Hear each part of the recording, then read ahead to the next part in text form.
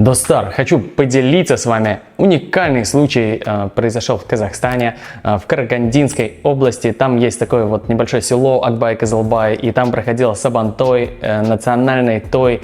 И на нем произошел удивительный случай. Ержан Мухаммед Али весом 66 килограмм победил Каймулу Нурлана, вес которого 140 с лишним килограмм. Удивительно, вы представляете, почти в 3 раза меньше весом боец не просто вышел против огромного соперника, но еще и победил.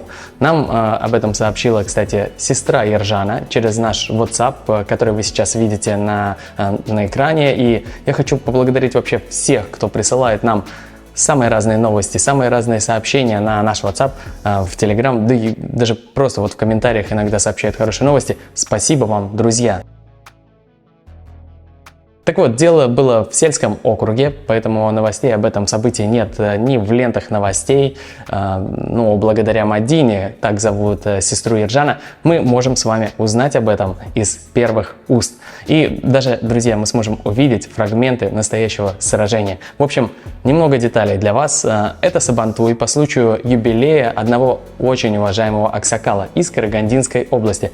Ему исполнилось 80 лет. И во время празднования проходили состязания по 2 весовым категориям. Хочу сказать, что вот я уже вообще 6-й год с Казахстаном, но то, что вот на дне рождения там устраивают чемпионат по борьбе, для меня это стало огромным сюрпризом. Это просто невероятно, и я вот думаю, что теперь, когда я буду аксакалом, я теперь просто обязан организовать тоже что-то вот подобное. Кстати, сейчас поймался я на мысли, что я уже сам, кажется, тоже начинаю думать как казах.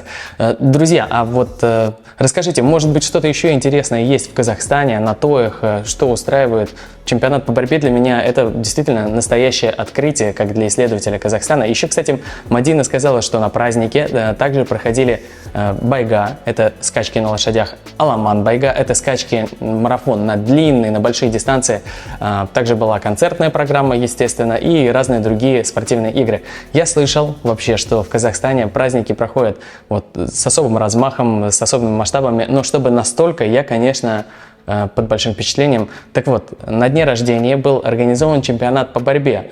И проходила борьба в 2 весовых категориях. До 70 килограмм, как я вам уже рассказывал, и свыше 70 килограмм. В общем, как-то так получилось, что вот в результатах этих соревнований 66-килограммовый Ержан встретился с Нурланом, который весит больше 140 килограммов. Они встретились за выход в финал, и у них была принципиальная схватка, в которой, на удивление всех зрителей и на радость родственникам, одержал победу борец, который почти в 3 раза весит меньше, чем соперник.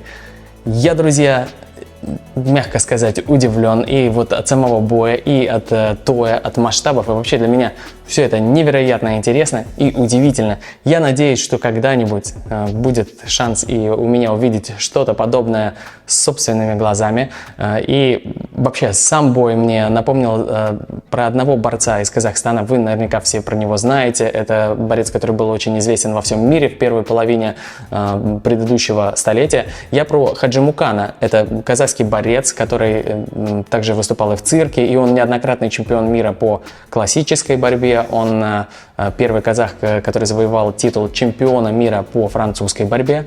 О его силе и навыках вообще ходили легенды. И, видимо, вот если подумать, раньше легенды о невероятно сильных казахах, они ходили от человека к человеку путем рассказа. То теперь похоже, что история повторяется. Единственное, что сейчас мы с вами сидим в разных местах по всему миру и отправляем друг другу такие вот сообщения с рассказами про невероятных людей из Казахстана, которые поражают весь мир своими невероятными успехами, своими талантами и невероятным феноменальным казахским духом.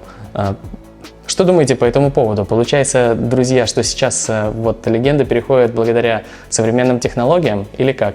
Ну и, конечно, напишите в комментариях, если хотите, чтобы я сделал отдельную передачу и про Хаджимукана, потому что это очень интересный человек, настоящий феномен. И я думаю, что он точно достоин отдельного выпуска, отдельной большую передачу. В общем, как-то так, просто хотел с вами вот поделиться такой удивительной информацией. Кстати, все самое оперативное вы можете найти в нашем Инстаграм. Там всегда все появляется максимально оперативно, поэтому не забудьте подписаться на наш Инстаграм. Если вы не подписаны на наш канал Алга Петербург, тоже обязательно подписывайтесь. Заходите также и на наш канал Дневник Алани, там мы собираем 5000 подписчиков для того, чтобы начать вам рассказывать и про прелести жизни в Турции, и про невероятную погоду вот здесь вот, и про жизнь у моря, в общем, про все, про недвижимость, про все, что здесь происходит. И почему так много людей буквально вот влюбились в это невероятное место на нашей планете. В общем, друзья, на этом у меня все. Скоро увидимся. Всем пока.